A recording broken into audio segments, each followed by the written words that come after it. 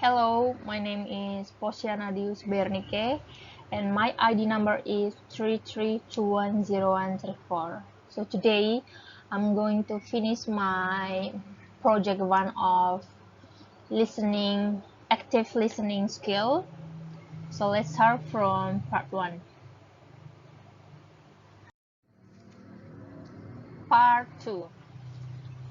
So the story goes that Sarah's friend saw Sarah eating soup every day at work. Her friend asked why she eats soup every day. Sarah answered because she likes to cook soup.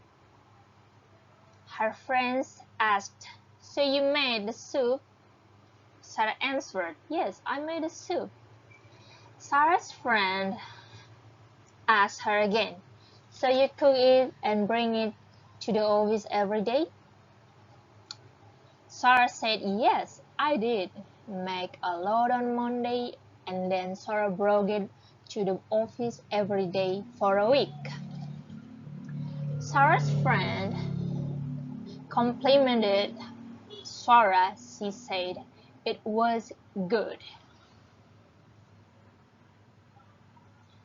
Complimented Sarah. She said it was good. Then her friend asked again, how do you make this soup? What's the secret? Sarah replied, well, I really like to cook. Very easy.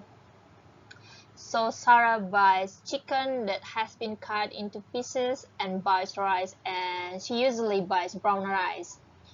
Then buy vegetables. After all the ingredients are ready, then Sarah puts everything into the water until it boils and adds some spices.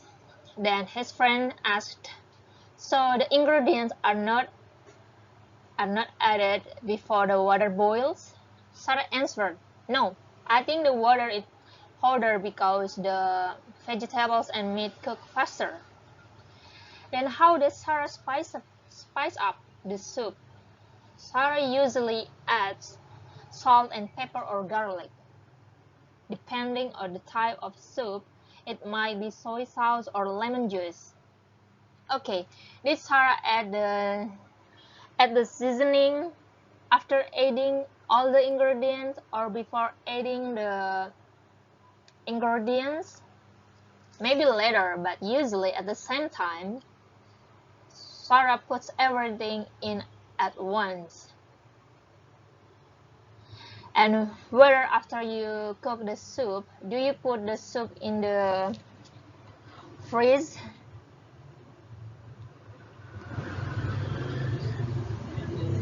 Or not? Sarah usually it's at the time. Sarah also puts in a food container for a week.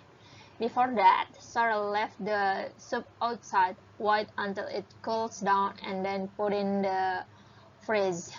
So how does Sarah heat it up? Does it heat it up in the pan or heat it up in the microwave? Sarah says she heats it up in the microwave because it's easy and simple. Does Sarah make soup for 5 meals?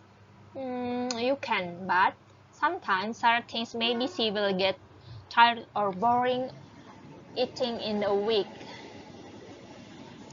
She can make enough for or 3 times. But if Sarah thinks it's a delicious and she knows she wants to eat every day, then she will make a lot. Sarah's friend said if she made a lot of soup, Sarah could give her a bowl. Sarah agreed and will make it another time. Okay, the next is a part 2. Part 2.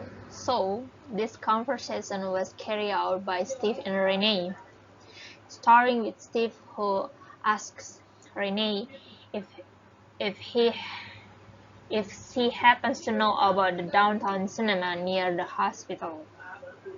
Then Rene says he knows. Rene asks, why does Steve want to know? Steve said that on Monday he asked Jennifer for a date next Saturday night. Rene was surprised and said, well, you've been seeing him a lot lately. Then Rene gives instructions so that Steve does not get lost. First, you will take path 1 to the west, across the river, continue straight to the Pine Road, then turn left. And the second building is a cinema. On the right, it's next to the church. Steve got it, and he asked Rene to recommend a good restaurant. So Rene recommend the Pink Flamingo restaurant, which serves great Spanish food. Steve asks, where is the restaurant? Then Rene answered, go south on the Pine Road across. Then Steve will see a parking lot on the left side of the road. Then turn left on the 3rd Street and then to east. Rene said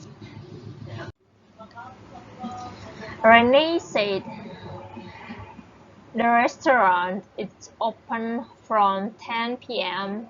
to 12 p.m. but stays open till midnight on the weekends. Steve thought he'd been there before. And the last thing Steve asked was where to buy flowers, since he and Jennifer are going out to celebrate her birthday. Rene says that the only flower shop she knows is in the front of the stadium on 2nd Street. Then he tells Steve to try to buy it there. And then Steve thanks to Rene for helping him. Okay, next it's part 3.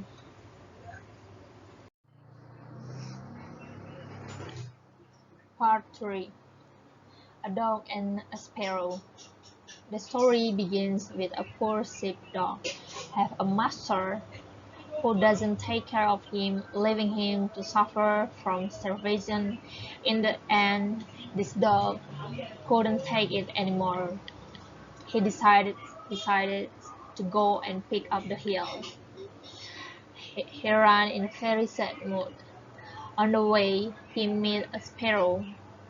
The sparrow saw him looking sad and asked, why are you so sad, my friend? The dog replied, he said, I was very hungry and had nothing to eat. The sparrow then helped him and said, if that's it, come with me to the next town. I will find lots of food for you. And then they went to town together. When they passed the butcher shop, the sparrow told the dog to stand there for a while until Sparrow picked a piece of meat for the dog. Then the sparrow perched on the shelf, looked carefully around him to see if anyone was watching him. If anyone was watching him, he picked the stick on the edge of the shelf until it finally fell.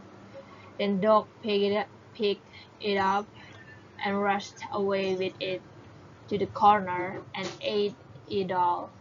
Then the sparrow said to the dog, you will have more if you will follow me to the next shop. I will pick another stick for you. While the dog was eating the stick, the sparrow asked again, is the meat enough for you now? The dog replied, I already have a lot of meat, but I want to eat bread after this. Sparrow told the dog to follow him. The sparrow said, "You will have bread too."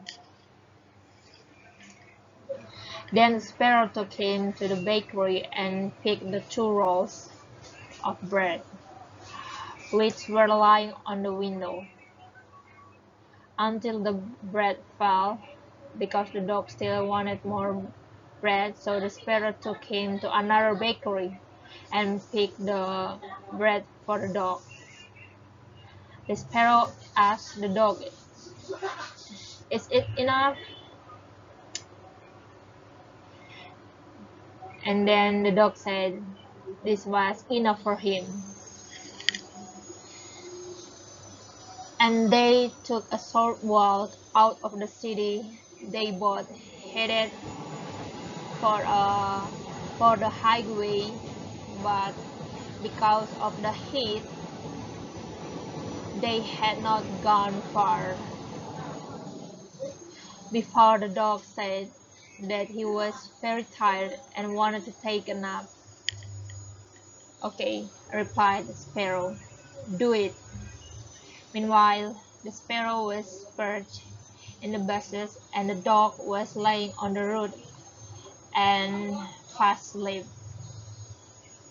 Fell asleep. While he was sleeping, there came a wagon driver with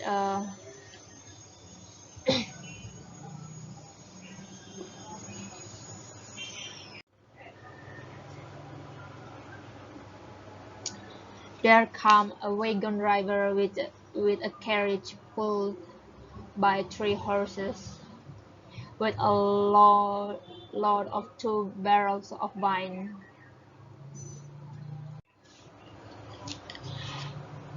The sparrow saw the cart not turning but heading towards where the dog was sleeping. The sparrow shouted, "Stop! Stop!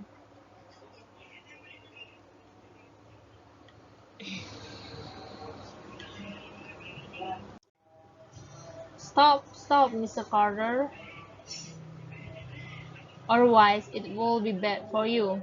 But Carter didn't listen and grumbled to himself, "The fact you are making my situation worse. What can you do?" And pushed his cart over the poor dog, so that his wagon will crush his dog to death. The sparrows were crying and screaming, "You really are vicious! You really are vicious criminal! You have killed my friend. Now think about what I said." "Your deeds will destroy you. Do your worst and welcome," said the road. "What's hurting you?" And paced on. But a sparrow crept under the carriage. But the sparrow crept under the carriage and picked one of the lids or barrel and loosened it. The wine was wasted, and Carter didn't see it. Finally, Carter looked around and saw that something was dripping from the wagon, and the barrel was quite empty. "How unlucky I am!" Carter shouted. "This is not enough for Sparrow." Then he perched on the head of one of the horses until he stood up and kicked. Carter saw it. Then he took out an axe and aimed a punch at the sparrow to kill it. But the sparrow flew away and did not hit him. but his blow hit the poor horse's head with such force that the horse fell and died. "I'm so sad," Carter shouted. "Not bad enough," said the sparrow, as Carter continued his journey with two other horses. The sparrow crawled under the wagon again and damaged the second barrel. He did the same as before, breaking the wine barrel and breaking the horse, until all three horses died, and the Carter barrels of wine ran out. And again the Carter screams and says, "I'm really unlucky."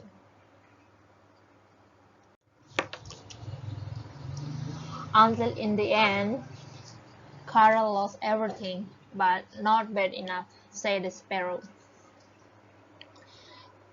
"I'm going to your house to disturb and punish you." At last Carter left his cart and went home, annoyed and full of anger. "Honey," he said to his wife, how unfortunately, how unfortunately my fate was. My wine ran out and my horse died. Unfortunately, there is a bad sparrow in our house. He brought all the birds, and they perched on the top of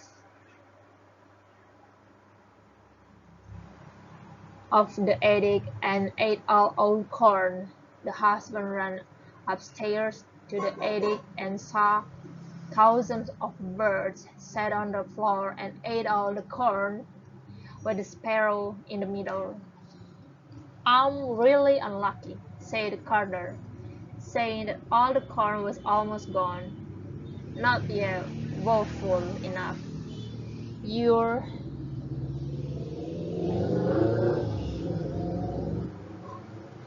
your cruelty will make them lose their lives." Then the sparrow's wife, Carter, saw that all of his possessions were gone. Carter went into the kitchen and didn't regret what he did, but insisted furiously and silently by the chimney, while the sparrow was outside the window, saying, "Your cruelty will take your life." At that, Carter jumped up angrily and took an axe and threw it at the sparrow. But apparently his throw missed and hit the window. The sparrow flew and got in and landed on the window seat and shouted again, "This is going to kill you." Carter got so angry. He hit the window seat so hard it broke in half, and when the sparrow flew around and around, flew around and around, Carter and his wife were so angry. Then they broke all the furniture in their house, glass, chair, windows, and lastly the walls. Didn't hit the sparrow, but at the end the birds were caught. The wife said, "So should I kill him straight away?" "No," Carter shouted. "It was too easy to let him go. He would die in the most sadistic and cruel and cruel and cruel way, and I will eat him."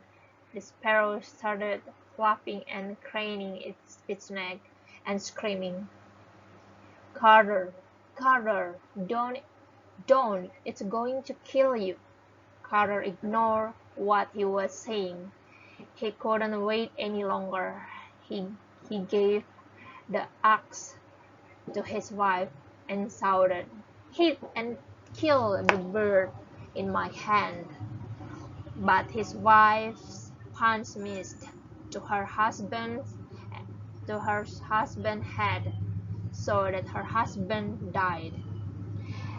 In the end, the sparrow finally returned peacefully to its nest. And finally, the story ends. Thank you.